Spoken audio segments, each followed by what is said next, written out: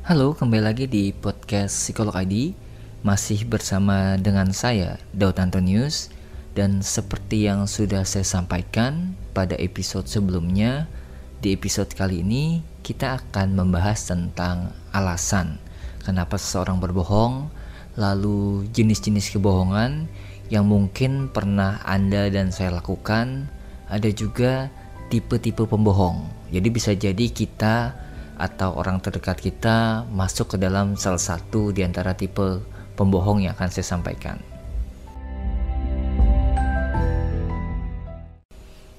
Oke, pada dasarnya kita berbohong hanya karena dua alasan umum.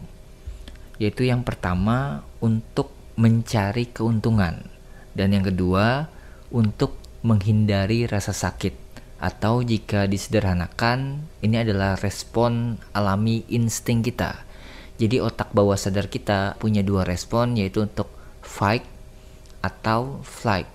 Jadi untuk bertarung, mencari keuntungan, atau kabur dari masalah, atau yang tadi ya, menghindari rasa sakit. Dua itu saja. Nah, berangkat dari dua alasan ini, terdapat juga bentuk kebohongan yang secara umum sering kita lakukan. Entah dalam keadaan yang terdesak atau memang sudah direncanakan sebelumnya.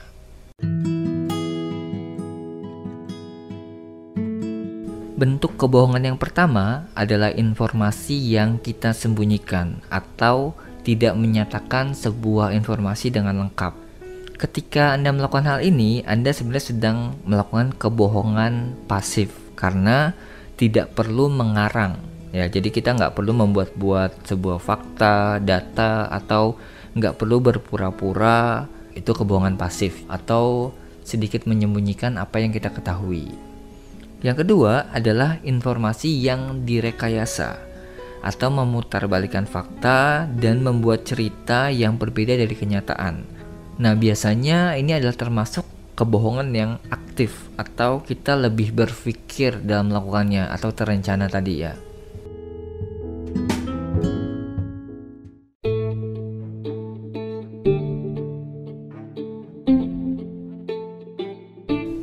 Berikutnya kita akan masuk ke dalam jenis-jenis kebohongan. Jadi hampir setiap dari kita ini melakukan kebohongan ketika baru pertama kali bertemu dengan orang lain. Hal ini karena kita ingin terlihat atau menampilkan diri sebaik-baiknya. Jadi sebaik mungkin kita menunjukkan persona kita di depan orang lain. Dan ini bisa dikategorikan sebagai bohong putih. Hal ini sebenarnya tanpa sadar dilakukan oleh sebagian besar orang sebagai cara kita dan orang lain untuk dapat hidup bersama ya dalam satu lingkungan tanpa menyinggung perasaan orang lain secara langsung. Karena harus diakui juga bahwa kita dan orang sekeliling itu lebih suka mendengarkan kebohongan yang halus daripada satu kenyataan yang pahit. Sebagai contoh, beberapa dari kita mungkin memiliki kelemahan, entah dalam hal kemampuan atau beberapa bagian tubuh yang mungkin tidak sempurna. Dan kita tidak ingin orang lain menyatakan secara jujur langsung terhadap kita, karena bisa jadi itu menimbulkan agresivitas, ya. Jadi kemarahan, walaupun itu mungkin tidak ditunjukkan atau dalam hati.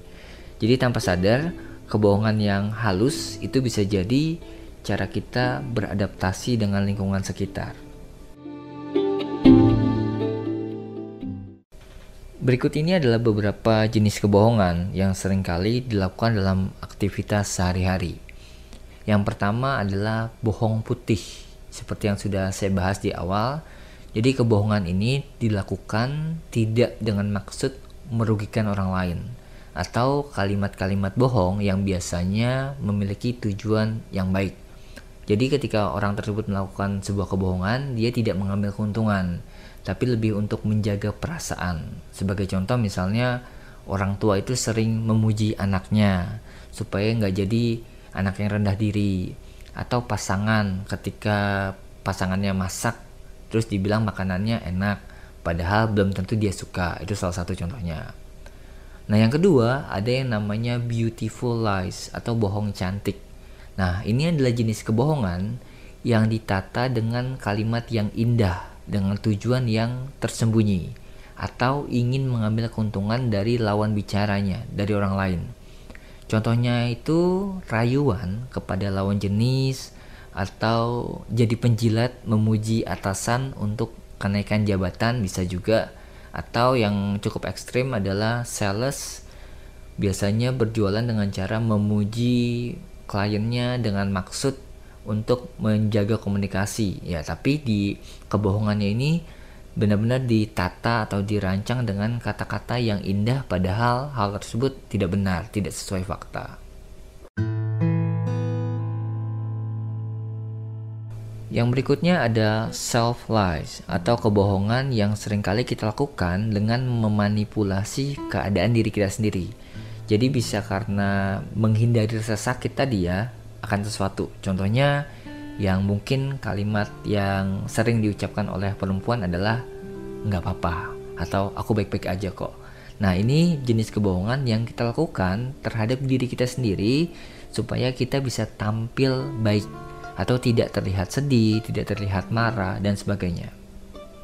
Kemudian yang berikutnya, yang keempat, ada half truth atau kebohongan yang dilakukan dengan cara menyimpan sebagian informasi. Jadi ini bohong pasif ya, kebohongan pasif. Sebagian informasi yang dirasa merugikan bagi orang tersebut itu tidak diceritakan. Contohnya misalnya satu kejadian terjadi tapi pura-pura nggak ngeliat sesuatu atau pura-pura nggak paham akan sesuatu, itu half truth. Ada juga jenis kebohongan yang mungkin udah jadi penyakit psikologis atau biasa kita sebut sebagai mitomania atau compulsive lie. Kebohongan yang dilakukan oleh seseorang dengan tujuan ingin memperoleh penerimaan dari orang lain. Biasanya dilakukan agar orang lain itu menjadi kagum sama dia, kemudian mendapatkan perhatian, jadi populer.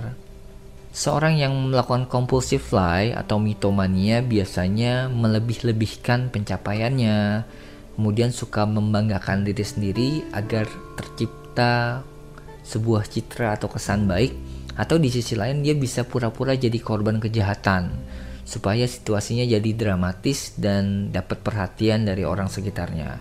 Nah, pelaku compulsive lie atau mitomania biasanya hidup dalam drama kepura-puraan ya, karena takut akan penolakan sekitarnya. Dan bisa jadi ketika dia melakukan satu kebohongan, ini akan lanjut ya. Jadi satu kebohongan akan melahirkan kebohongan lain. Nah, itu yang dilakukan oleh orang-orang yang mitomania. Berikutnya yang terakhir adalah pathological lies atau kebohongan yang sudah menjadi bagian dari diri seseorang dan cenderung tidak merasa bersalah ketika berbohong. Jadi ini lebih ke manipulatif, kebohongan yang dilakukan untuk mencelakakan orang lain. Ini adalah salah satu ciri dari sosiopat. Jadi dia sering melakukan kebohongan dengan cara memanipulasi perasaan orang lain, jadi tidak berempati, malah membuat orang lain itu melakukan apa yang diinginkan untuk mencapai satu tujuan yang kadang tujuannya itu nggak baik. Jadi bisa jadi kejahatan, kriminal, intinya membuat orang lain tersakiti dengan kebohongan yang ia lakukan. Menurut seorang psikolog yang meneliti tentang kebohongan terhadap anak kecil ya, tokohnya bernama Kang Lee, kebohongan yang sempurna itu memiliki dua unsur. Yang pertama adalah mind reading atau kemampuan kita mengenali apa sih yang sebenarnya difikirkan oleh orang lain.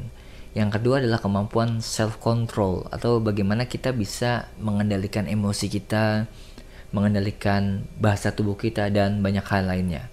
Karena prinsip kebohongan pada intinya adalah saya tahu, kamu itu nggak tahu apa yang saya tahu. Ya, saya ulang ya.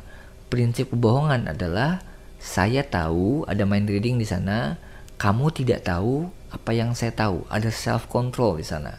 Jadi kemampuan untuk membaca pikiran lawan bicara dan mengetahui apa saja informasi yang diketahuinya jadi penting untuk seorang pembohong.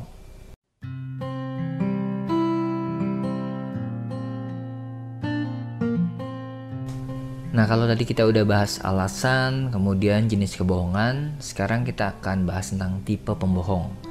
Yang pertama ada pembohong pemula.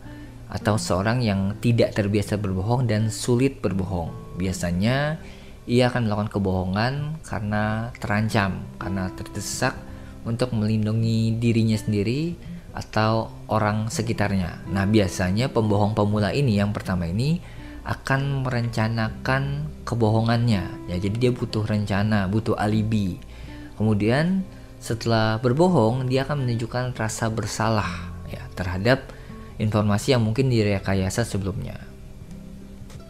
Kemudian tipe pembohong yang kedua adalah pembohong berkali-kali. Ini adalah pembohong pemula yang sudah belajar. Jadi seseorang yang melakukan kebohongan tanpa direncanakan, kadang malah nggak sadar dan tanpa pikir panjang untuk melakukannya. Biasanya seringkali dilakukan kebohongannya adalah dengan cara mengurangi atau melebih-lebihkan informasi, sama seperti bentuk kebohongan yang sudah saya jelaskan tadi ya. Biasanya cirinya adalah orang ini nggak konsisten terhadap pernyataannya, atau ada ketidaksesuaian antara emosi, kata-kata dan juga tindakan, karena mungkin terlalu banyak bicara sehingga lupa apa yang sebenarnya sudah disampaikan sebelumnya. Selanjutnya tipe pembohong yang ketiga adalah pembohong profesional atau seorang yang biasanya merencanakan dengan cerdas kebohongannya, mendetail, jadi mempersiapkan setiap faktor resiko dan kemungkinan ya. Ini juga bisa jadi adalah seorang aktor yang handal. Tipe pembohong ini juga terkait dengan sebuah tujuan. Ya, jadi bukan cuma sekedar perlindungan diri atau lebih ada situasi terancam, tapi ini lebih ke dia punya satu tujuan, mengambil keuntungan mungkin ya, mau menipu orang lain atau tindakan kriminal lainnya. Yang terakhir adalah pembohong delusional, seorang yang sulit membedakan mana kenyataan dan mana kebohongan. Jadi adanya ketidaksadaran, memiliki obsesi biasanya terhadap apa yang dia percayai. Jadi ada delusional tadi ya, keyakinan akan sesuatu padahal belum tentu benar keyakinan tersebut. Dan biasanya ini adalah salah satu ciri juga orang-orang yang memiliki gangguan psikologis atau biasanya menganut satu ajaran yang radikal sampai akhirnya tidak terbuka pikirannya dan juga dia terobsesi terhadap sesuatu. Jadi dia bingung nih mana yang fakta, mana juga yang rekayasa, dan dia percaya aja. Jadi delusional masuknya.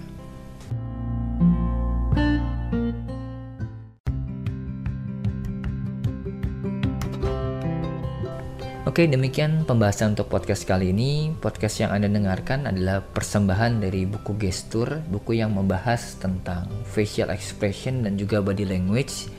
Terima kasih sudah mendengarkan podcast episode kali ini. Sampai bertemu lagi di podcast berikutnya.